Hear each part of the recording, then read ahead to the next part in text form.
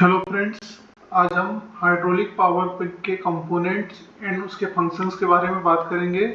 Detail में बात करेंगे कि हाइड्रोलिक पावर पंप के कंपोनेंट कौन कौन से हैं और उनके फंक्शन क्या है। आज हम इसको हिंदी में विस्तार पूर्वक चर्चा करेंगे। सबसे पहले मैं इसके कंपोनेंट के बारे में बात करूंगा, फिर डिटेल में जाके इसके फंक्शंस के बारे में बात करूंगा।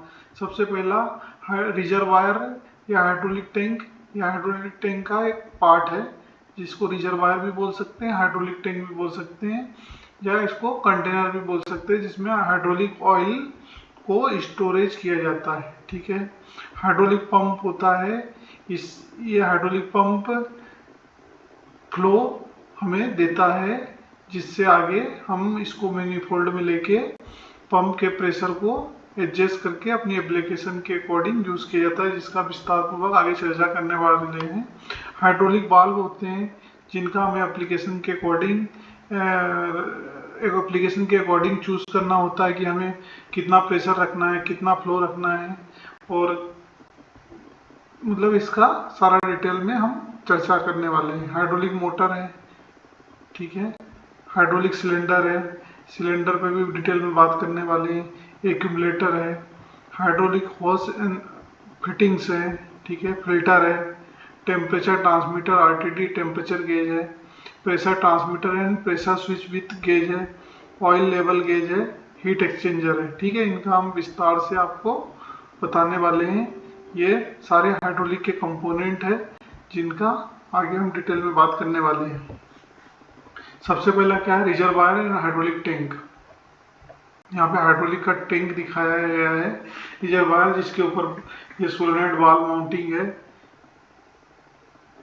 और ये इसको बोलते हैं प्रेशर रिलीफ वाल्व या अनलोडिंग वाल्व। मतलब जो भी अपने एप्लीकेशन के हिसाब से हमें नीड है उसके हिसाब से हम उस वाल्व को सिलेक्ट करते हैं। ठीक है, ये मोटर है, ये पंप है, ये प्रेशर गेज है जिसपे हम प्रेशर देख सकते हैं। ये उसका सेटिंग पॉइंट है वाल्व के अंदर प्रेशर रेगुलेट करने के लिए। ठीक है, ये होस पाइप है, ये पंप है, यहाँ से हम ऑयल की फिलिंग करते हैं।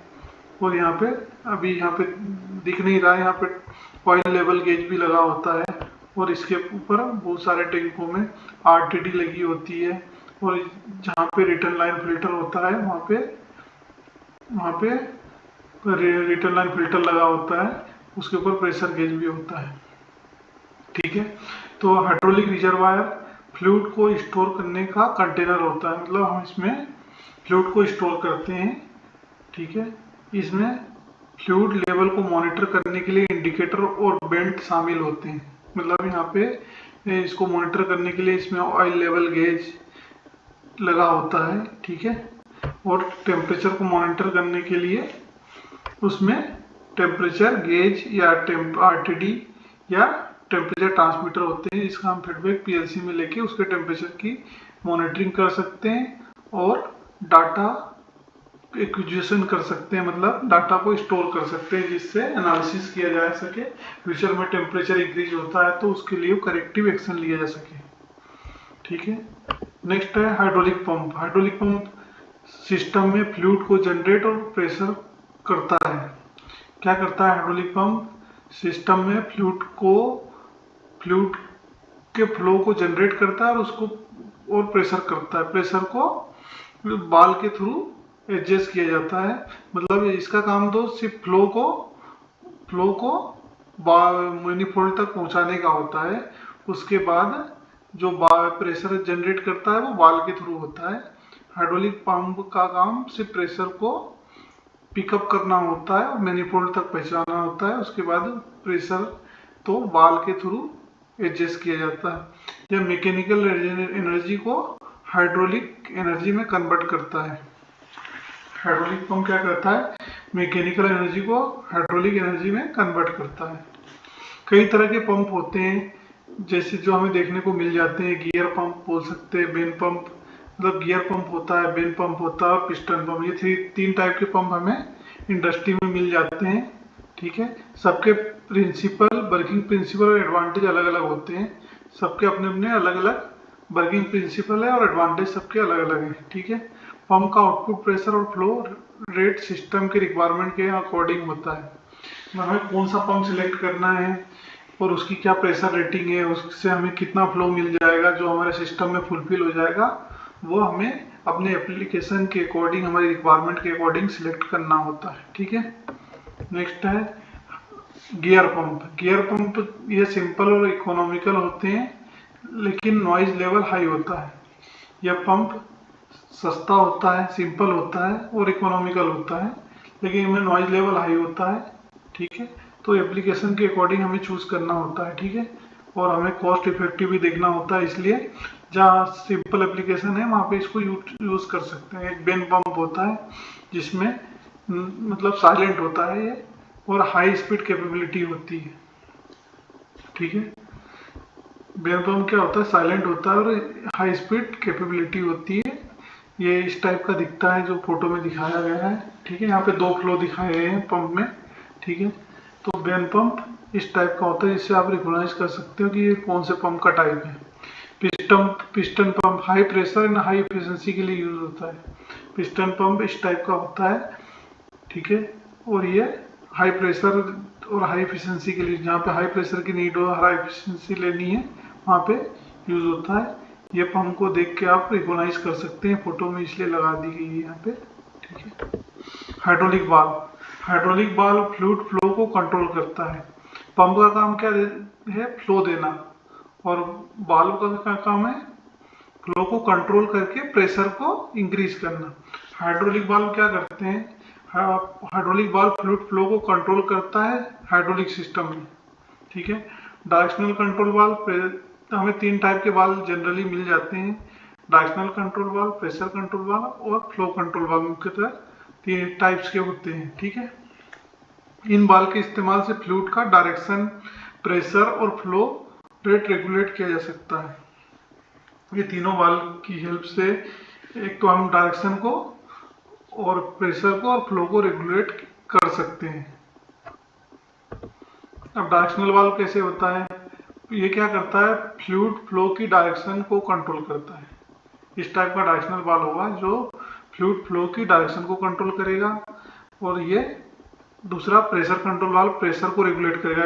इस नॉब के थ्रू हम प्रेशर को इंक्रीज डिक्रीज कर सकते हैं, जो हमारे सिस्टम की रिक्वायरमेंट है, जो हमारा एप्लीकेशन है, उसके अकॉर्डिंग हम इससे लूज और टाइट करके, लूज करेंगे तो प्रेशर लो होगा, इसे टाइट करेंगे तो प्रेशर इंक्रीज होगा।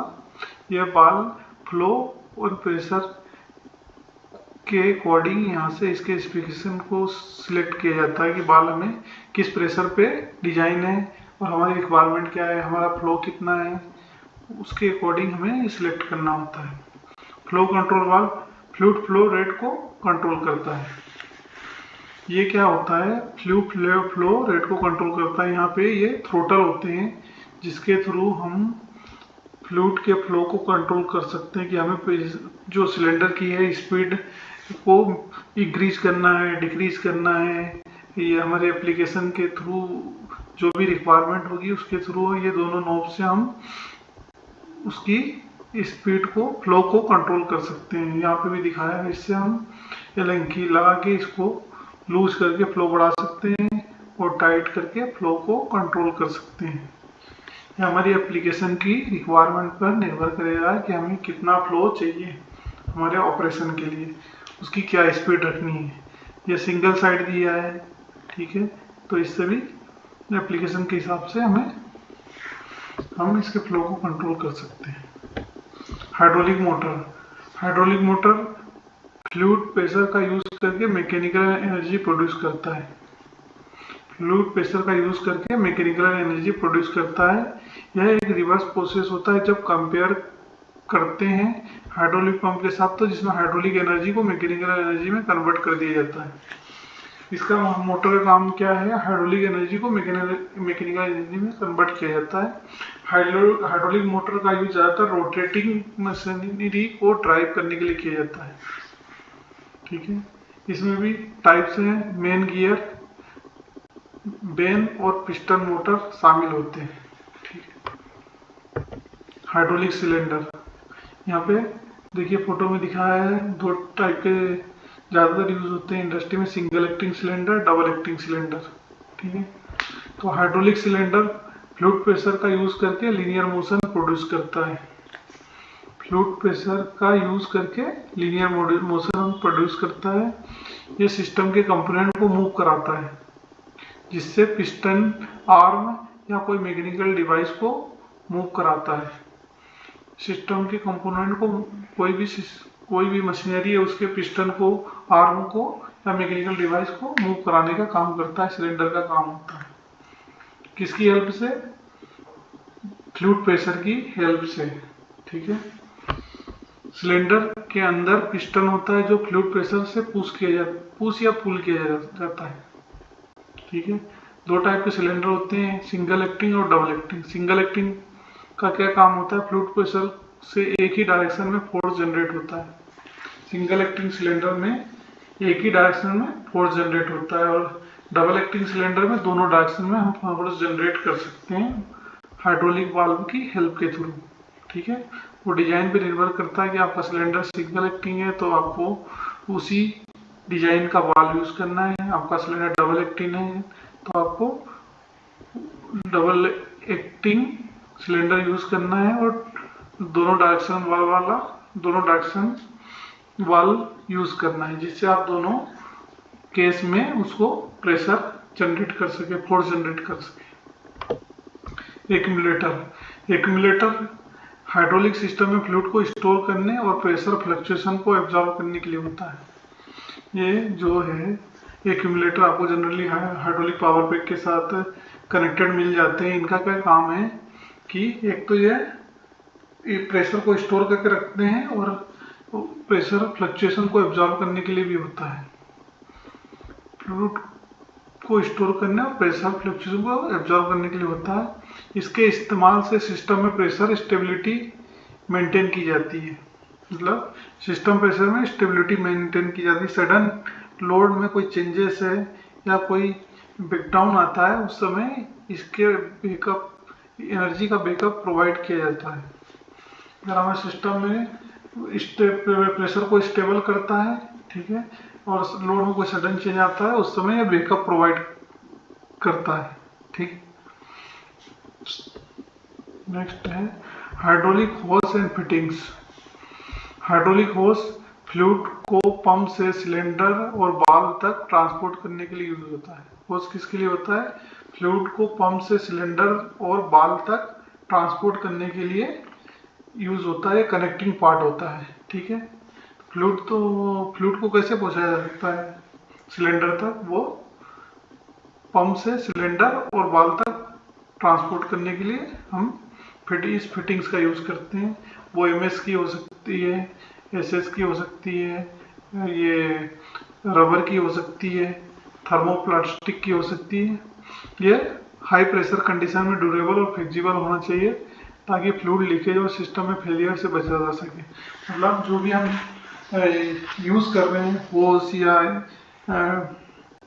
एमएस मेटल का पाइप, तो वो एज पर प्रेशर डिजाइन होना चाहिए जो हमारी रिक्वायरमेंट है, ताकि वो उसमें लीकेज ना हो या उसको वो प्रेशर बियर कर पाए। ठीक है, ये रबर, थर्मोप्लास्टिक और मेटल के हो सकते हैं। एप्लीकेशन की रिक्वायरमेंट के ऊपर डिपेंड करेगा कि कितने वर्किंग प्रेशर पे हमें काम करना है और हमारी एप्लीकेशन रिक्वायरमेंट क्या है, उसके अकॉर्डिंग हमें होस पाइप का सिलेक्शन करना होता है। ठीक है, सीमलेस पाइप होती है, जो भी कनेक्टिंग मटेरियल है वो हमें उस प्रेशर पे एप्लीकेशन की रिक्वायरमेंट के अनुसार सिलेक्ट करना होता है। फिल्टर्स होते हैं। हाइड्रोलिक सिस्टम में फिल्टर का इस्तेमाल कंटामिनेंट, डर्ट पार्टिकल और अनवांटेड पार्टिकल को रिमूव करने के लिए किया जाता है। ठीक है, तो कोई डस्ट पार्टिकल है, कोई कंटामिनेंट है या कोई अनवांटेड पार्टिकल कभी कभी आ जाता है, तो उसको रिमूव करने के लिए करते हैं। क्लीन फ्लूइड सिस्टम के परफॉर्मेंस और लॉन्गेविटी को मेंटेन करता है और कंपोनेंट को डैमेज होने से बचाता है। जितना ज़्यादा आपका फ्लूइड क्लीन रहेगा उतना ही आपका पंप बढ़िया से काम करेगा, हाइड्रोलिक वाल्व काम करेंगे।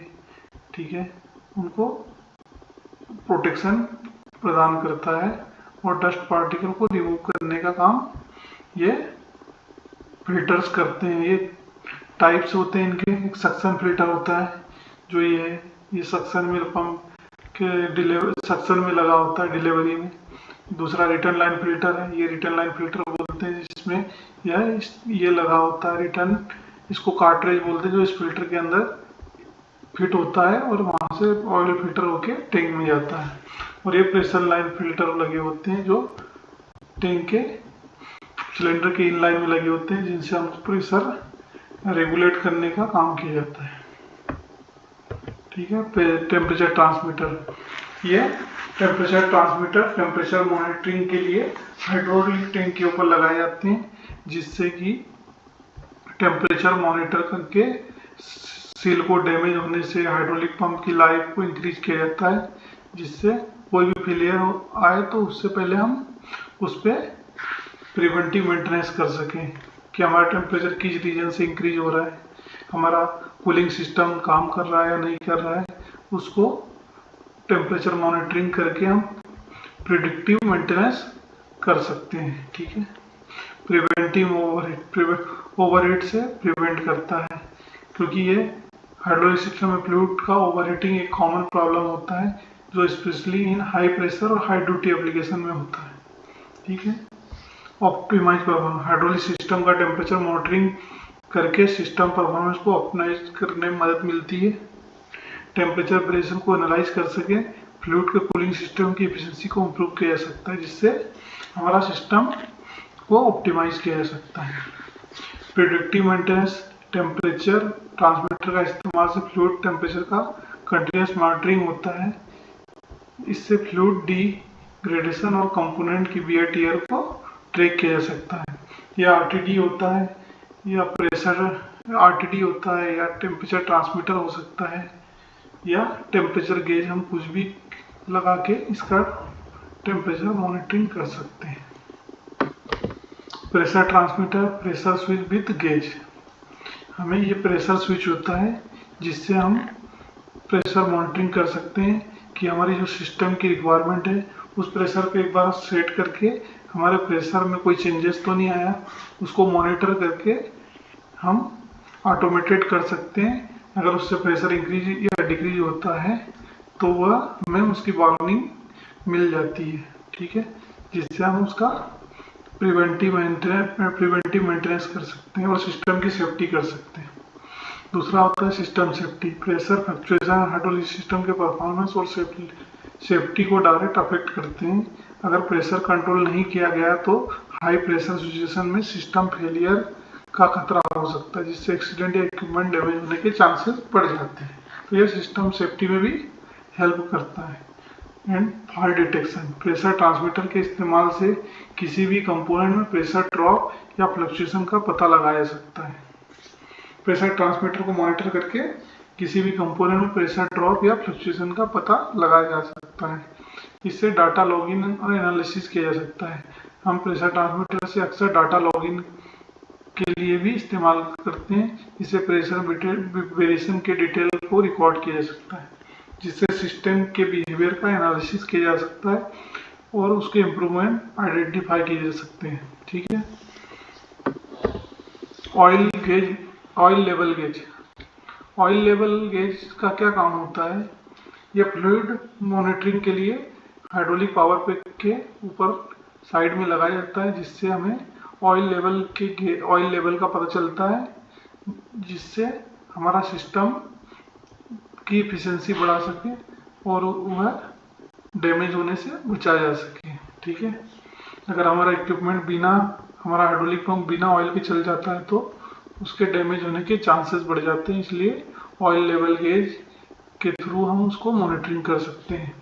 ये दूसरा मैंने अभी बताया, इक्विपमेंट प्रोटेक्शन में हेल्प करता है ऑयल लेवल गेज, और प्रिवेंटिव मेंटेनेंस में भी हेल्प करते हैं। रेगुलर इंटरवल पे हाइड्रोलिक फ्लूइड लेवल को चेक करके इससे चेक का मौका मिलता है।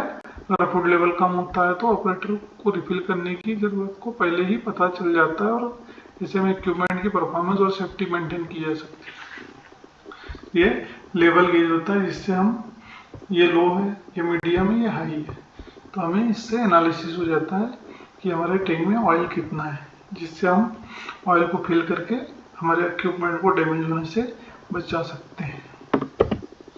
हीट एक्सचेंजर, ये हीट एक्सचेंजर है प्लेट टाइप का, ठीक है। प्लेट टाइप हीट एक्सचेंजर एक एफिशिएंट और वर्सटाइल हीट ट्रांसफर डिवाइस है जो एक फ्लूइड से दूसरे फ्लूइड के बीच में हीट एक्सचेंज करता है।